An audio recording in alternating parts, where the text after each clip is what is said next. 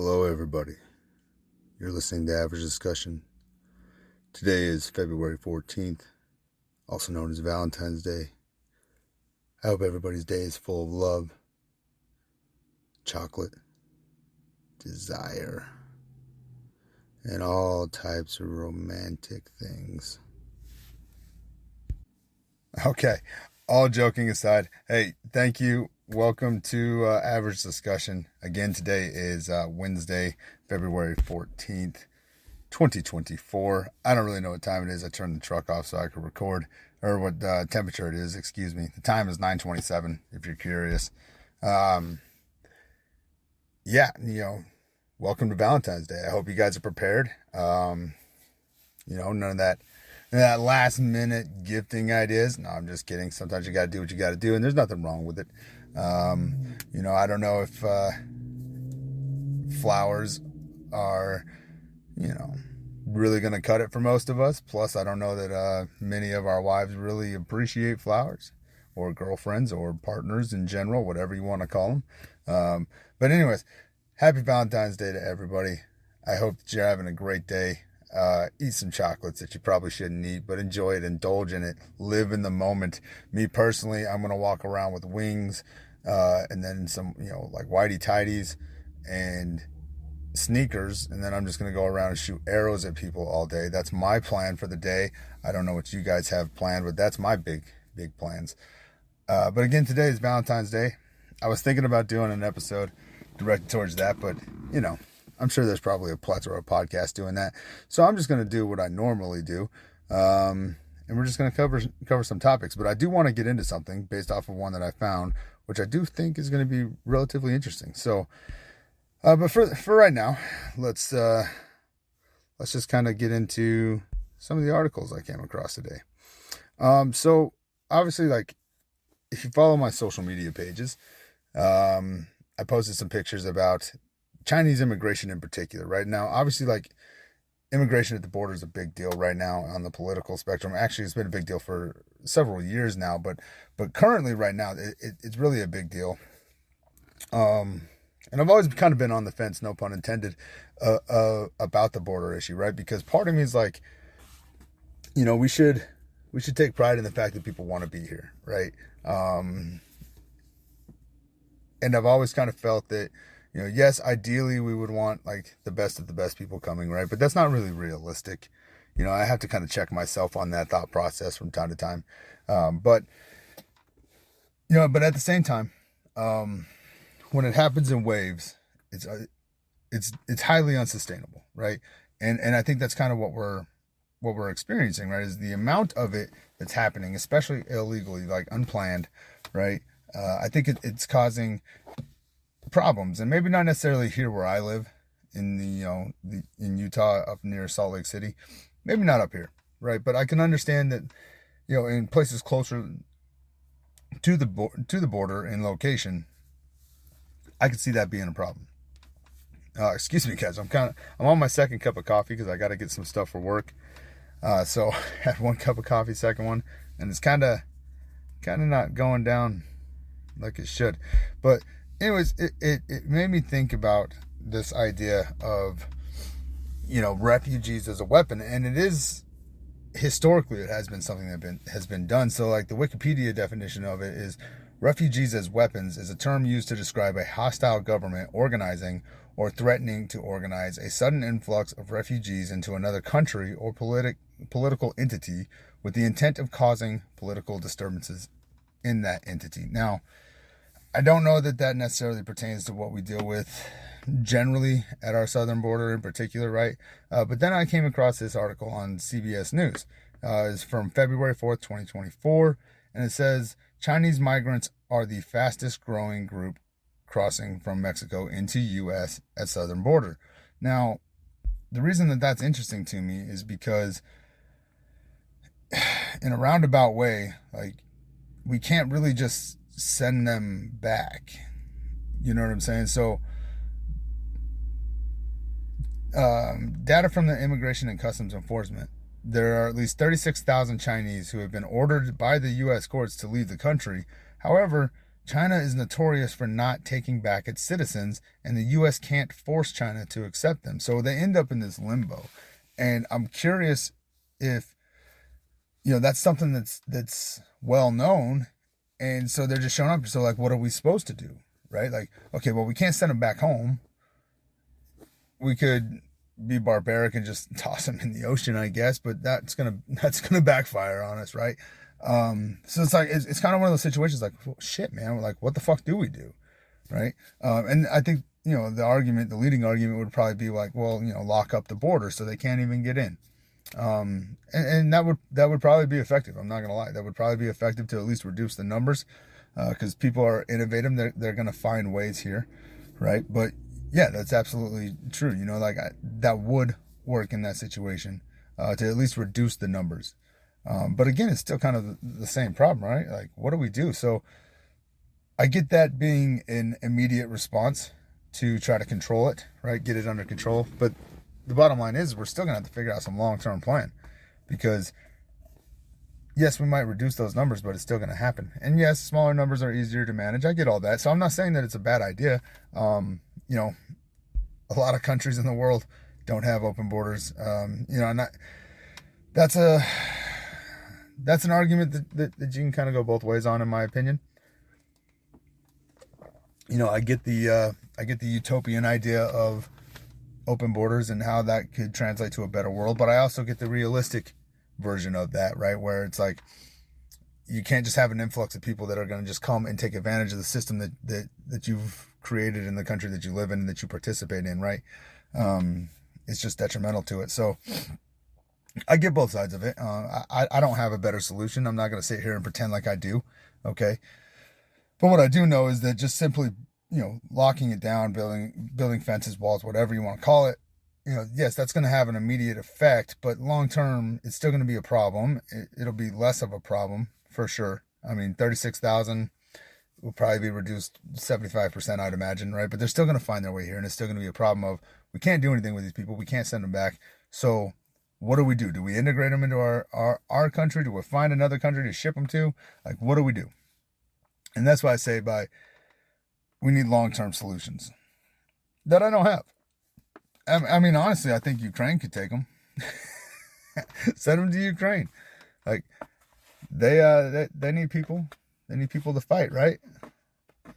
And we're giving enough money there. There should be housing, assuming the Russians haven't destroyed it or whatever. But I don't know. So that was interesting to me. And then there was this article in The Guardian. I didn't get a date on it, but it says weapons of mass migration, how states exploit the failure of migration policies. Because again, it's like, what do you do? Like, you can't be inhumane, right? So you got to find a humane way of dealing with this. But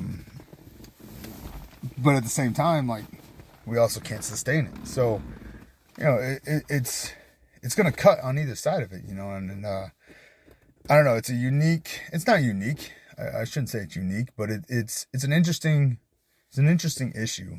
And then, here from CNN, it says these arrivals are part of a staggering new trend.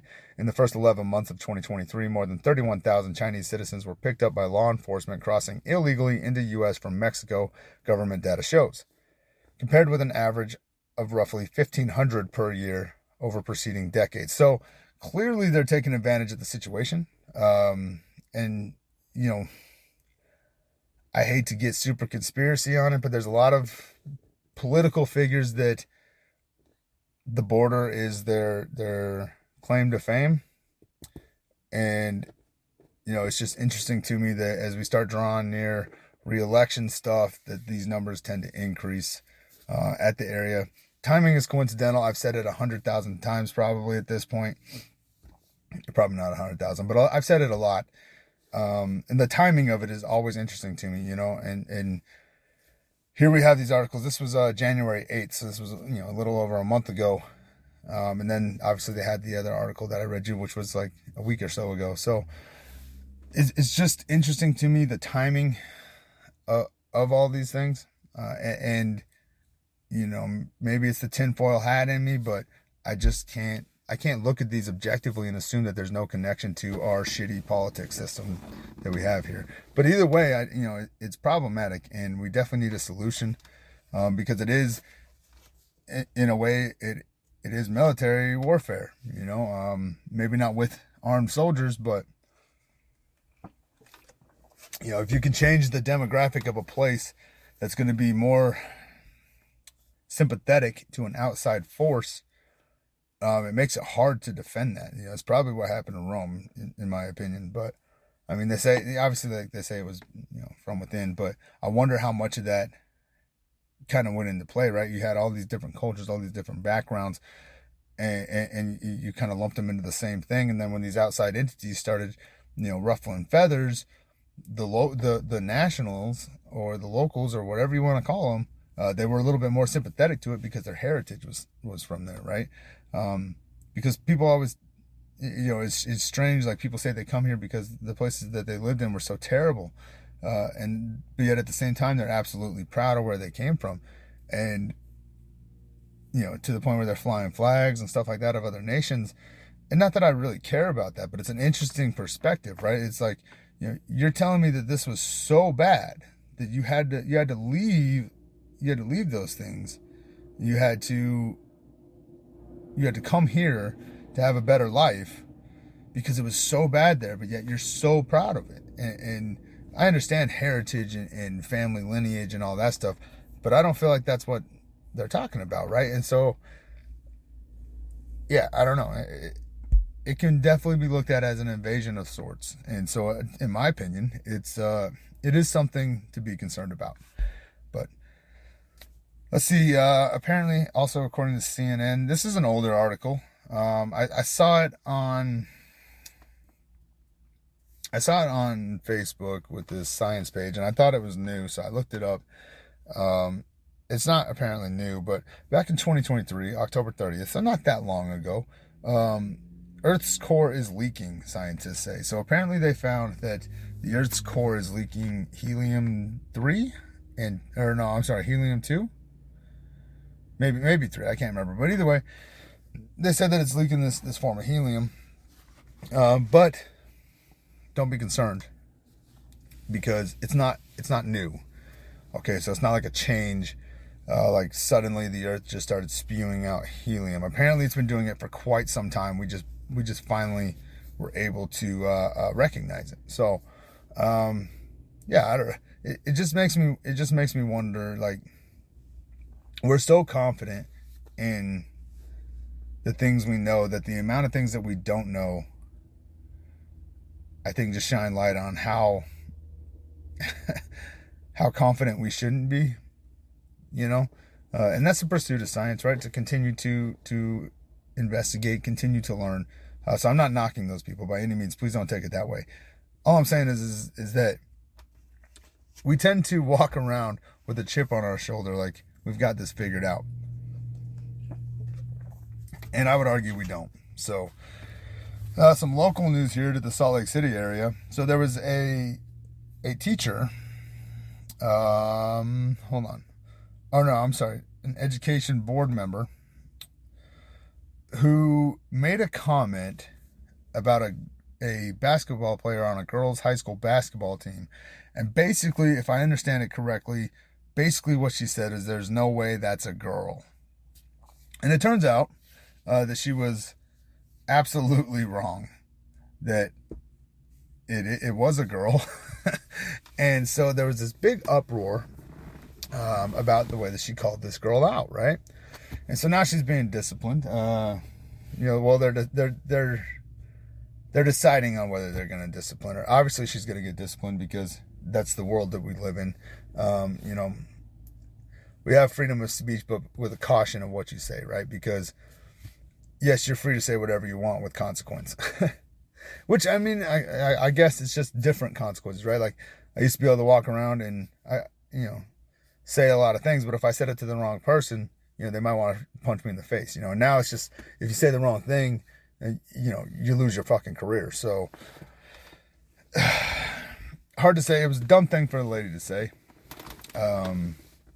definitely dumb, because I think you definitely have to understand your position, especially within whatever community you're working within.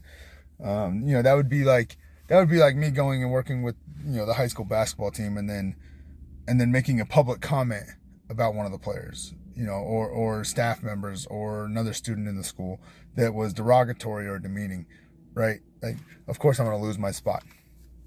It's just, there's just certain things you can't do, right? And that's where this lady really messed up. But that's the social media effect. That we get pumped up with all these ideologies. We get pumped up with all these things that just jar our perspective and cause us to do dumb shit. And then it blows up into something bigger. It's super, super strange, but that's where we are.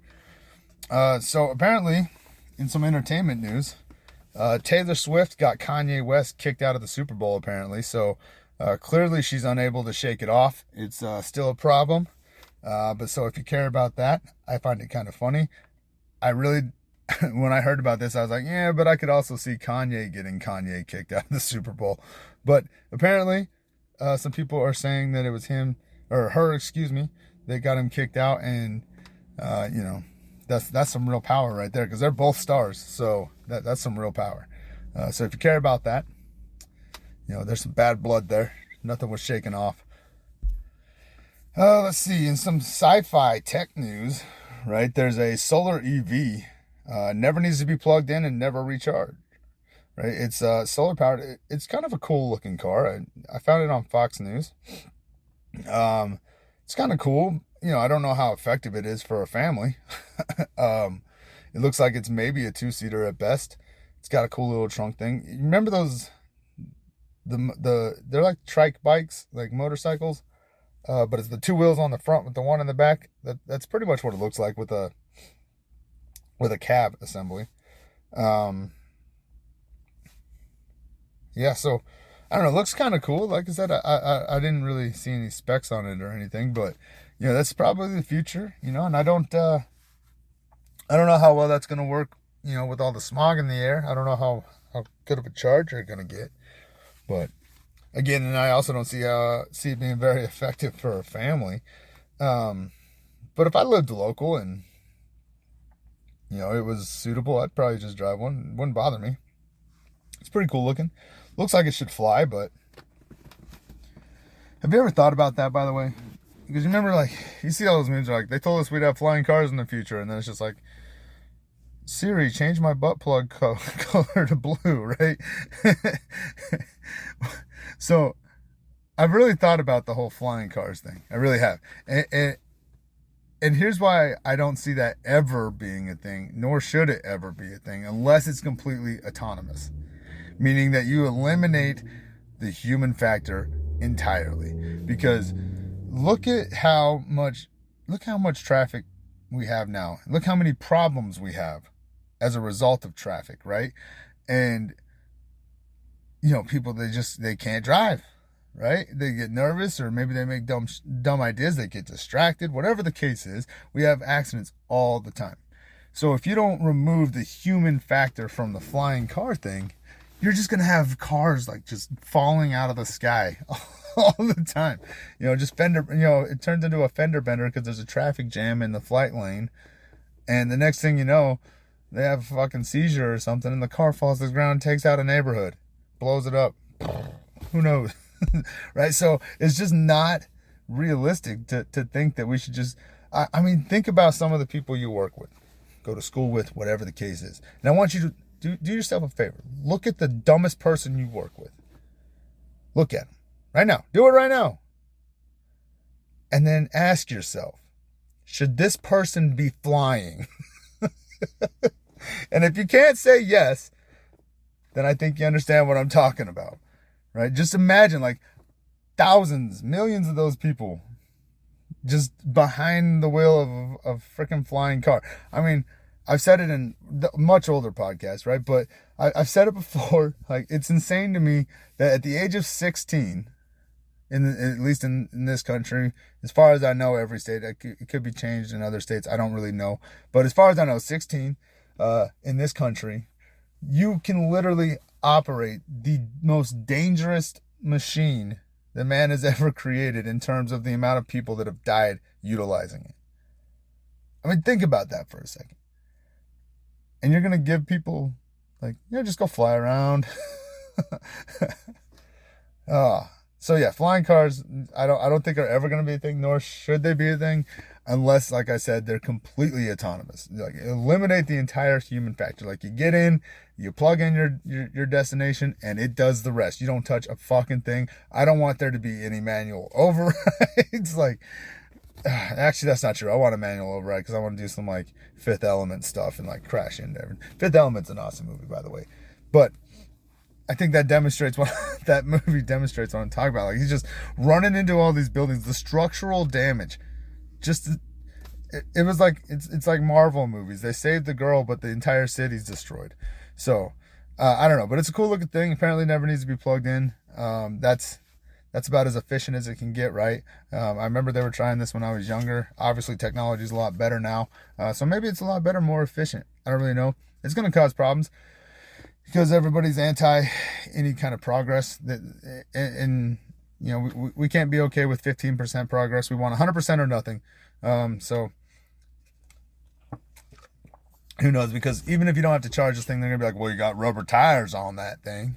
So there's always gonna be some rebuttal, but it looks kind of cool. A little slick, little slick looking car. Like I said, it's not much. It almost looks like a Plymouth Prowler. Kind of, if you remember those cars. I don't know. Looks kind of cool. But again, I don't think it's very suitable for a family, so we'll see. It's the beginning phases, I suppose. All right. So I came across this article, and it said Greenland's ice sheet is melting, turning country green again for first time in thousands of years. Now, the reason I want to talk about this. So the other day at work, I was talking with a friend of mine, and I was telling him how Greenland's extremely interesting to me. And here's the reason why.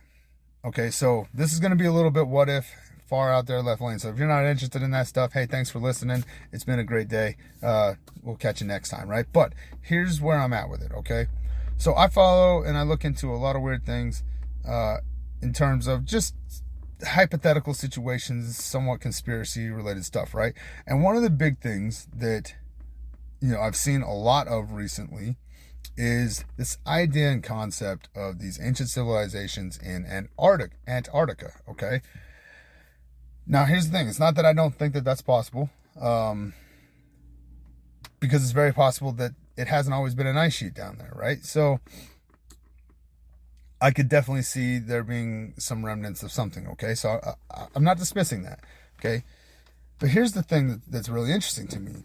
If you follow the out of Africa theory, okay, if you buy into that we stemmed from Africa and then decided one day we were going to go for a walk, and we went all the way up through Asia and Europe, and then we crossed the land bridge there in Russia, right where it touches Alaska, and we came over and we populated the North Americas, the South Americas, right?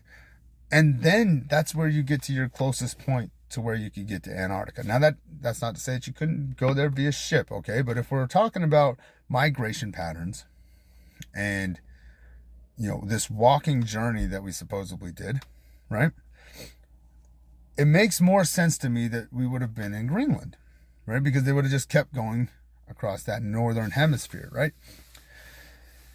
So I know that the Greenland's covered predominantly by a giant glacier. And I was telling him how I get the fascination behind Antarctica. I do. Totally get it.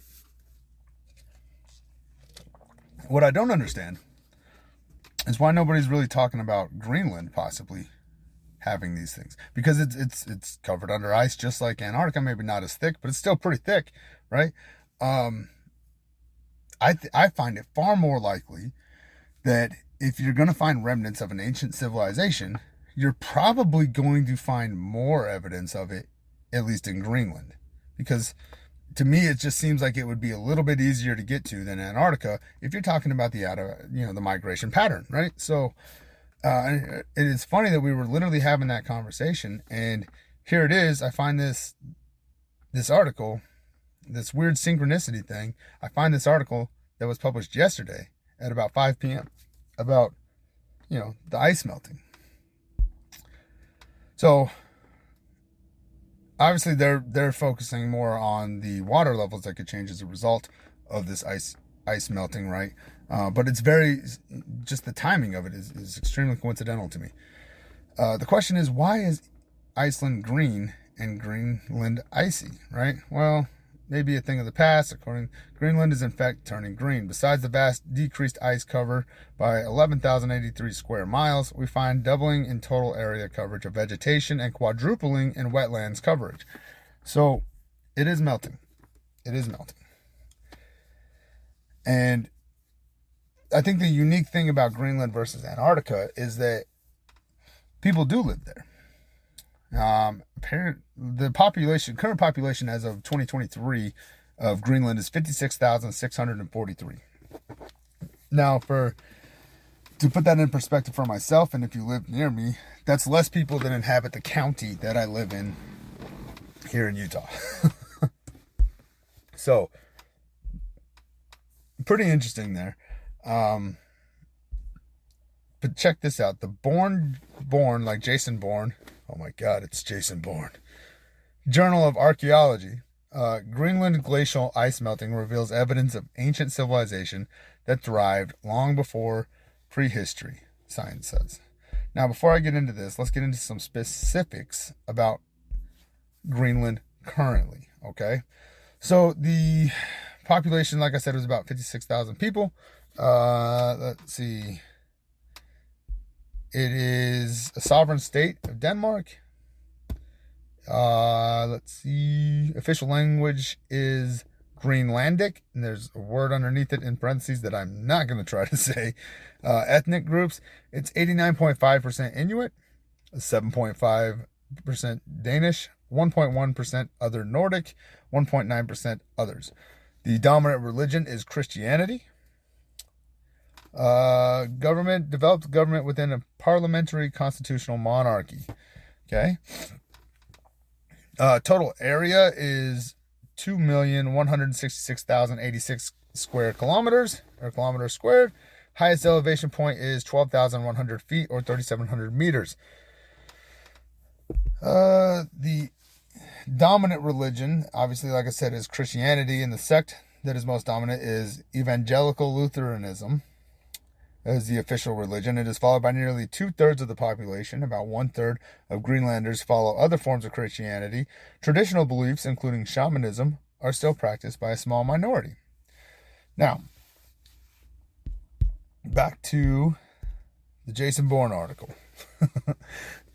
Ancient ruins and relics found from retreating glacial ice near Pearly Land in Greenland. Denmark's archaeologists say the site could be one of many now being revealed. Evidence of a known prehistoric blah. Hold on. Let me take a second, collect myself, drink some coffee. I'm also supposed to be where I'm supposed to be in like 5 minutes, but I don't care. All right. Evidence of an unknown prehistoric culture may date some 200,000 years or older.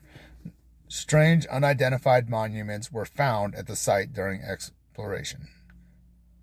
Crazy. The fact that, let's see, it doesn't really say when this article was written, at least not in anything that I screenshotted.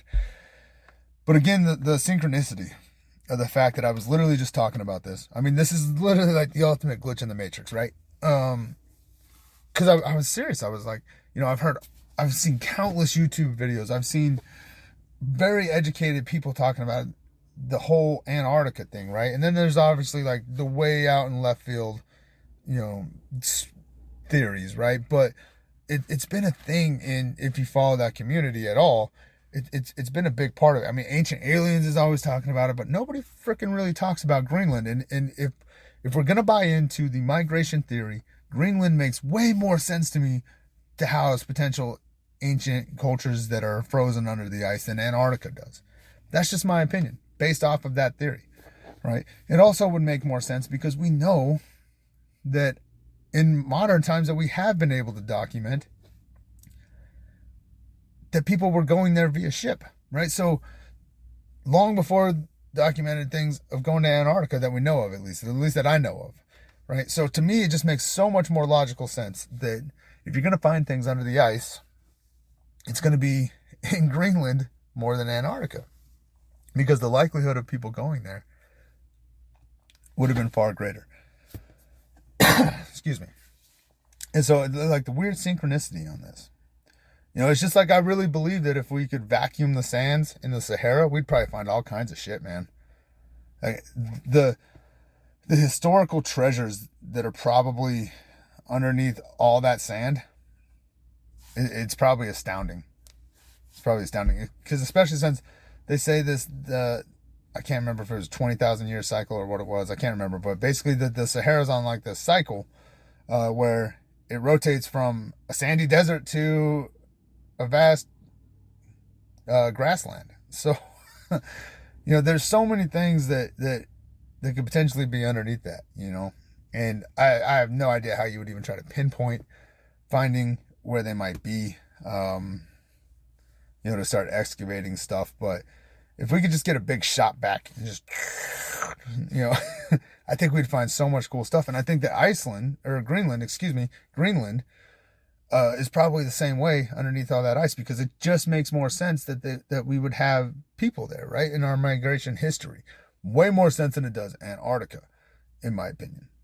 Now, here's what I really think is that if we find things in Antarctica, like let's say we start finding like some serious ancient structures, right? Like real ones.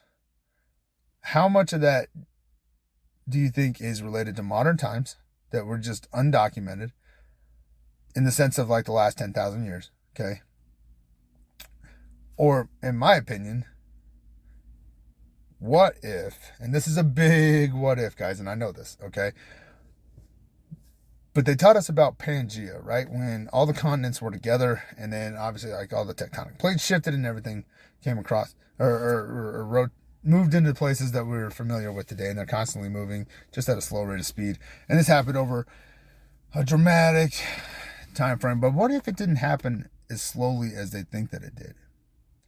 I mean, I think logically that's the most hypothetical conclusion, right? But what if? And this is a what if. Okay, I'm not saying that this is what happened. I'm just thinking outside the box here. What if it happened much more abruptly, thus contributing to the like random mini ice age we had? Okay, because that's a thing too. And so what if we never really migrated anyways, we just all split apart? Maybe we were just separated on Pangea, and then it just separated. Maybe there was, like, because I also think about this, right? Like, you're living in Africa, okay? You're just scavenging, maybe starting little communities, and then one day you're just like, you know what? I'm gonna go for a walk, and you Forrest Gump it all the way to New Zealand. I think it's New Zealand, right? At the tip of South America. Maybe I'm wrong about that. I don't remember, but you're just gonna go on this Forrest Gump walk. Obviously, like, it wasn't one person. It was over time spreading out. But it just doesn't make sense to me, because there's so much distance in between everything. You can't tell me that it was just looking for your own place. You know what I mean? Because, okay, so I'm staring at a mountain range right now. I'm sitting in the parking lot of the gas station where I get my coffee, okay? And I can see this mountain range. And so if we're in this valley, and I'm having beefs with the people that I live with, right? And I'm like, you know what? I want to go start my own community. And they're like, well, you can't do it here. Go the fuck around that mountain. Fine. I'm going to walk around that mountain. It's going to take me a while to get around that mountain. And be like, yeah, I can just start one here. But then maybe I'll be like, it's still a little too close. There's another mountain range behind that, right? And so I'm going to go to that. Get a little bit further away, because I really don't want to deal with these people. That makes sense to me. Going from Africa to Russia makes no sense to me, right? Like, that's a long journey by foot in particular. And so I'm I'm not saying that that's not what happened. There's so many variables in it, in my opinion, that I think there could be more to it than we necessarily know. That's all. And again, I'm not saying that that's the case, right? These are what if statements, thinking outside the box, just trying to have a conversation about it. So yeah, again, I find it much more possible that we're going to find ancient cultures underneath the ice of Greenland before we find it under the ice in Antarctica. But check this out real fast before I get out of here. This was just one of the recommended searches in regards to Greenland, and it says, what is hidden in Greenland? Greenland is known for its vast ice sheet, which covers about 80% of its surface. But beneath the frozen landscape, there is a hidden secret. A giant asteroid crater that is the size of Paris. Scientists discovered this impact site in 2018, and it's the first ever found beneath a glacial ice sheet. Crazy. Maybe, like, I don't know. There probably wouldn't be much left then if it was taken out by an asteroid, but it's also dependent on how long long ago that asteroid was. Because maybe it just became a giant lake at that point, and people like found this island with a giant lake, and they're like, oh my goodness, all this fresh water surrounded by water we can't drink.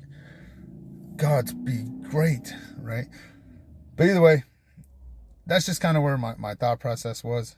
Like, if we're gonna find, obviously, like, probably what we're gonna find the most of is obviously Inuit history.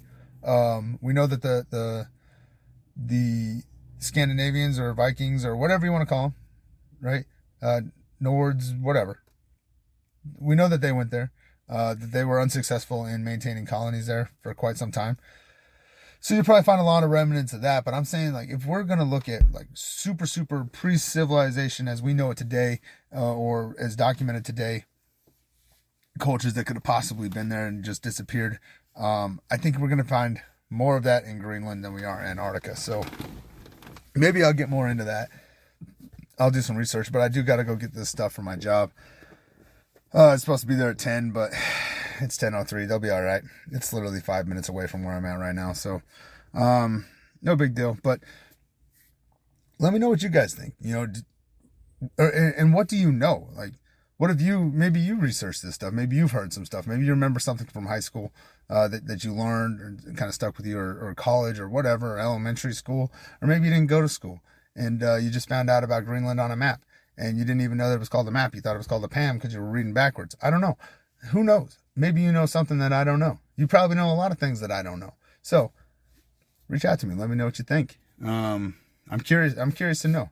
Do you think it's possible that there's a higher chance of a civilization being uncovered in Greenland over Antarctica, and maybe perhaps Antarctica is just to keep our attention? Because the weird thing to me is the North Pole, right? Like, we base all of our directions off the north, not the south. The North Pole is literally located, to the best of my knowledge, in the middle of water. So not a land mass. There's just not a lot really expressed about the North Pole, but Antarctica, all of a sudden we can find out all this information. I think the Northern Hemisphere just makes much more sense to be populated by pre-civilizations than the Southern Hemisphere, just because of that migration, right? Like, we went north out of Africa. We didn't go south. So we went north. It's way more likely to me that there's ancient civilization stuff on, if you ever look at Google Earth, right? You got the dark water and then the lighter blue water. It's supposed to represent depth, I believe. Right now, I know it's obviously still deep, but look off the shorelines. Like, if there was less water in these oceans, and knowing what we know now, where most people tend to live near coastal areas throughout the world, don't you think we would have probably had civilizations there? Like, that can't be a modern day human trait. It had to be something that came from before, right? Like, we didn't just start doing that one day out of the blue, right? I mean, maybe we did. I guess we started like doing like birthday shit, right? Which I'm sure they always did birthday, but we made a song about it, right, out of the blue. But I would just assume that there's a good chance that there's probably a lot of stuff off the coastlines, and that we could find. Obviously, if it was easier to get to, like I know it's not necessarily the easiest thing to do, but just imagine if you would, the amount of ancient history that we could potentially find off the coastlines, where assuming that the water levels would have been obviously different, right? Very interesting to me. Very interesting to me. But anyways, I'm going to go ahead and end this, guys, because like I said, I got things to do, and nobody wants to listen to me just babble on. So I hope you have a great day. As always, please take care of yourself. Oh, nope, let me backtrack. Hey, you can find me on Facebook, facebook.com/average discussion, Instagram, average discussion, X, formerly known as Twitter, @AVG discussion, YouTube channel, average discussion. You can email me directly. Bitches, gripes, complaints, death threats, all those things can go to averagediscussion@gmail.com. All one word, averagediscussion@gmail.com. As always, guys, I hope you have a great day. Please take care of yourself. Please take care of each other. And until next time, I'm out.